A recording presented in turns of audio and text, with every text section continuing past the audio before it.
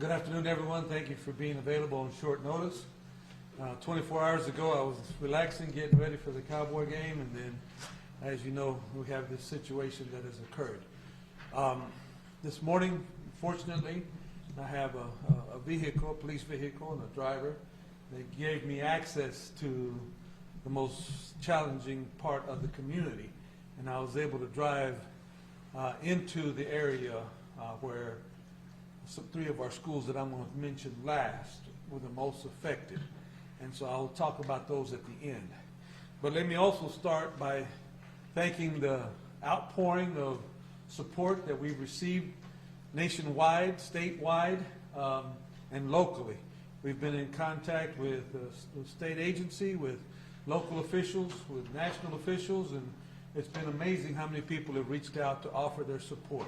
And also, we have a lot of proud alumnus of our schools, and we've had a lot of people and nonprofits reach out to see how they can help, and we will need their help when I describe to you what I'm about to describe.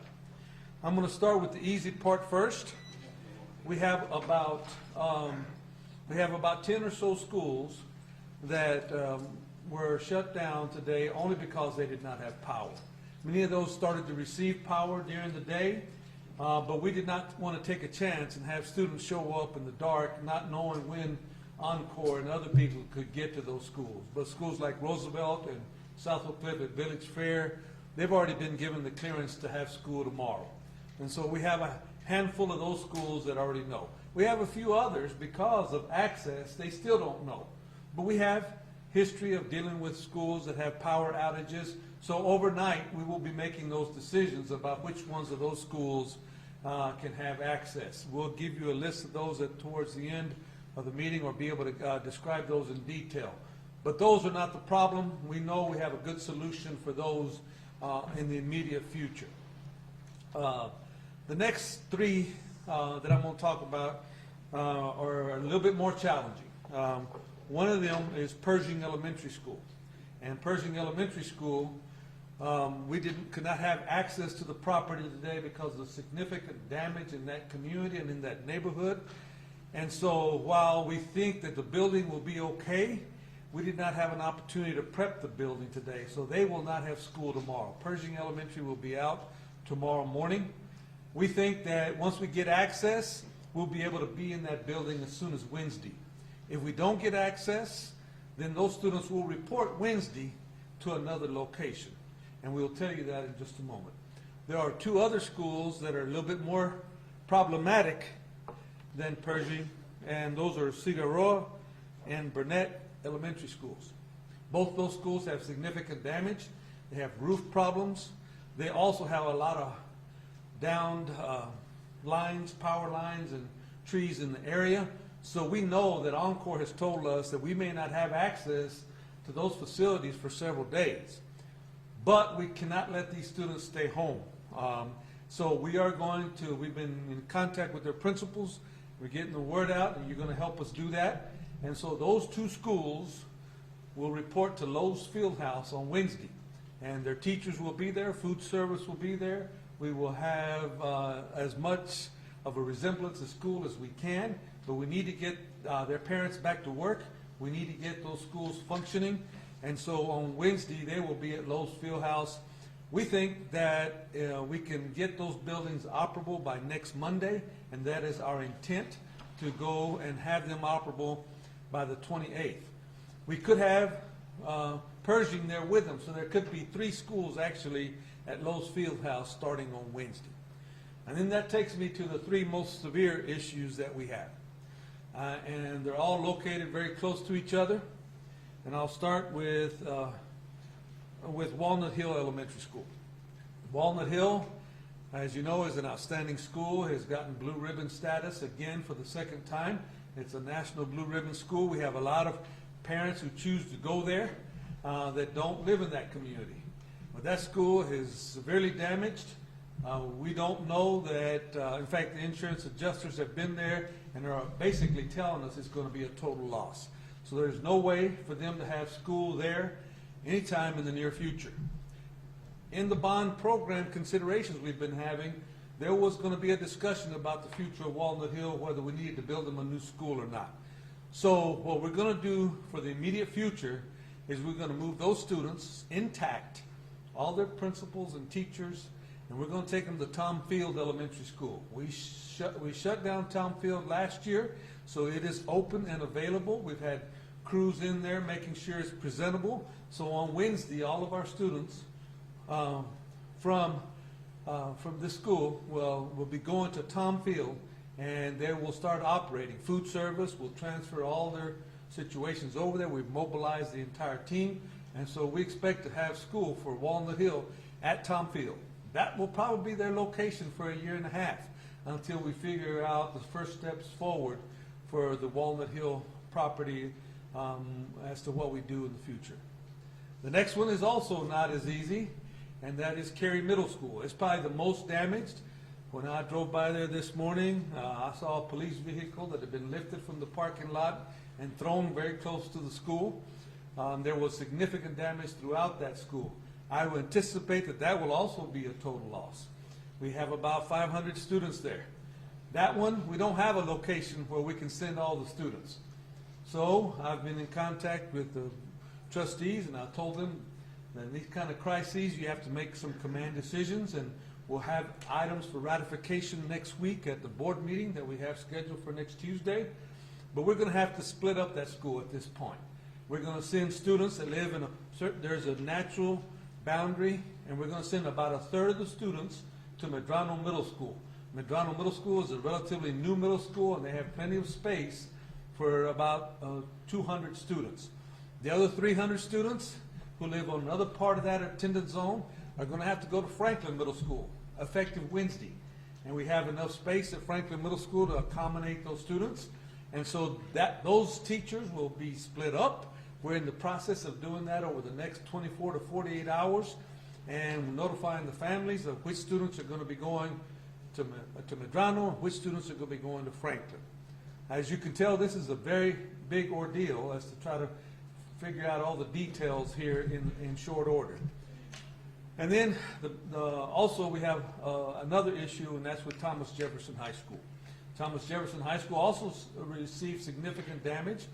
However, a structural engineer will have to tell us whether we even have access to the school, inside the school or not. But from a visual view of that school with our staff members, it looks like it received less damage than Walnut Hill and Cary. There is an opportunity maybe that with some good fortune, and since we already have a construction project there, we could turn that contractor loose and hopefully be back in that school next August. But there is no way that school can be inhabited between now and August. We have about 1,800 students at Thomas Jefferson. Thomas Jefferson is one of our higher performing high schools here recently, which wasn't the case when I got back, but they've made a lot of progress at Thomas Jefferson. Unfortunately, we don't have a lot of places to go to move 1,800 students, but we do have a space in West Dallas. So we're going to move Thomas Jefferson High School to Thomas Edison, the former school that we have in West Dallas. We're currently using it for staff training. We're using it for a lot of other staff offices that we'll have to relocate. And our expectation is that we will have that school ready on Wednesday. So we're going to ask our Thomas Jefferson Patriots to make that move almost within the next 48 hours. It is our expectation that we will open school there on Wednesday. And so we've been working ever since we had a chance to visually see the facilities, walk them. We've been planning all day with our staffs. There weren't a lot of options, so we're trying to make the best of a very significant situation. But I do want to thank my staff who worked all day to come up with these options that we think are viable. The students will miss a couple of days of school today and tomorrow, but we expect students to be back learning on Wednesday. So that's kind of the status of where we are right now. We're very pleased. Once again, I want to reiterate the support we've gotten from every entity that we've notified, the state agency. We've notified our local officials. We've notified our school board members. And with that being said, I'll be glad to entertain a few questions about where we go from here. Yes, sir. How does the breakfast and lunch situation look for students who are in We're very fortunate that we have a stellar food service program. We have breakfast in the classroom where we package up breakfast every morning anyway. And then we also have emergency breakfasts whenever we have, or lunches when we have problems in the school with power. So they have a prepared menu that they will have that meets federal requirements for lunch. And so we have a protocol of how to implement that if we ever have a shutdown of a school because of power outages. So we'll do that for a few days, but we'll have a kitchen at Thomas Edison. We have, obviously we have a kitchen at our school in Northwest Dallas, and so the other schools have kitchens, so we think we'll actually get hot lunches by Wednesday or Thursday. But that's a very good question. Yes, sir, in the back. Is there a procedure in place for moving an entire school intact, or are you coming up with a plan as you go along? Well, we've been fortunate to have procedures. Last couple of years ago, when we moved South Oak Cliff from the building to Village Fair, we had a very tight protocol that we had to move everybody over a 2-week period. Right now, we know that those buildings that we've inspected are in good shape. What we don't know, what's really tough for the teachers, they can't even have access to their classrooms. We can't, because of the structural damage that could be there. So we'll have opportunities to set up classrooms where they'll have some generic materials. But if we get clearance from the structural engineers, then we'll allow our teachers over the next week or so to move their personal things over. But we can have school on Wednesday at those other facilities just because they're prime and ready to go. Yes, sir, right here in the front. What plan do you have for transportation to get the kids from and back to their Yes. neighborhoods? And how far is the longest travel? The longest route is from Thomas Jefferson to Thomas Edison, which is about 9 miles. It's about 4 miles, 4.5 miles from to Tom Field School from our school there, you know, in that area. And the other schools are also 3 to 4 miles. Transportation was in all of those meetings, and we're very fortunate that we have our own transportation department now. We don't have to depend on other people like we used to do in the past, where we can pivot. And our officials, they're planning on that right now. They're rerouting fields. We may have to have the students show up to a location, and then we'll move them from a central location. But our teams are working on that right now. We're very confident we can pull that off. Extracurriculars and things like that, and Team J, what is that? Yes, we're in the process, and we haven't even made this public, but we have some great partners and great nonprofits in this community. Pinkston actually works out at Mercy Street right now, and they have some AstroTurf fields right there.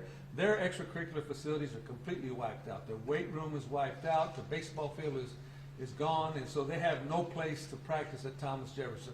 Luckily, Thomas Edison was a middle school. They do have gyms, so at least the volleyball and basketball teams can practice in those gyms as we get started. And then they play their competition games at Los and other places anyway. So we're working on the details. Their equipment may be gone. We may not have access to their equipment for a while, but we're working on some of those details. But we'll have some interim plans for extracurricular activities so they don't have to cancel any ball games. And it'll be very inconvenient, but we think we can manage it. What is Yeah. your process? What is your process of alerting the students in Cary Middle School and their families of how this split is going to take place and separate the 200 from the 300? But we've been in contact with the principal supervisors on those campuses. We've been in contact with those principals today. We're starting the process. First of all, we had to notify our school board, and the school board unanimously supported me in this plan. And so now we're going to start notifying the students about where they reside as to which school they're going to go to. And then the tougher part is then splitting up the staff members as to, we got to make sure that we're offering the kind of classes that they were taking at Cary at those other schools, and their schedules are going to have to match. But we have to take care of those finite details by Wednesday. So we have people working around the clock to pull that off. Yes. I know this may be a little early in the game, but tornadoes are pretty traumatic situations. Do you have any plans for extra counselors or extra support for the kids who may have been in that situation, in that path? Absolutely. We've already talked about it. That was one of the first things we talked about. That was one of the epiphanies I had when I drove around that school. Walnut Hill Elementary has such a rich history. I could see, as I was looking at that building, there are some kids that are going to be traumatized by how that building looks right now. And some families are going to drive by there. So we have alerted our counseling department that we need to be there. We have a crisis counseling team that do make themselves available. Obviously, they'll be at Tom Field, they'll be at Thomas Edison, and they'll be at the other two schools, Franklin and Medrano, where these students are going. So we have thought about that. We had a lot of discussions about that today. It's never too early, because for young kids to see those kinds of things, it can have a traumatic impact. When might you know more about Walnut and even some of the other schools that you're not sure about? Yeah, I think, like tonight, we'll know if we can have access to some of those schools that had minor issues. Really, it just depends. We're dependent on Encore, but we know they have to follow their protocols. And there were even some concerns about gas leaks. And so we got to make sure all those things get taken care of.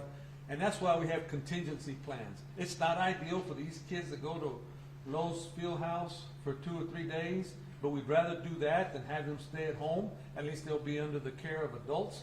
But we need to make it the insurance adjuster has already told us we have a huge problem at Walnut Hill. So we don't have a lot of expectation that we can make a comeback. I think the key is going to be Thomas Jefferson. If we don't have a lot of structural damage, our expectation is that we can be back in there next August. And so that'll be the one that's the biggest key. Cary, I have no hope for, as what I saw this morning, that we can get back in there at any time in the near future. I know we're early in the ballgame, but what type of unexpected expenses do you think are going to incur this year that will impact the district? There are going to be unexpected expenses. Luckily, we have insurance for some of this. Some of that is uninsurable. Some of this is just going to be human costs. But this is one of the reasons we're very fortunate in this district that we have a very healthy reserve.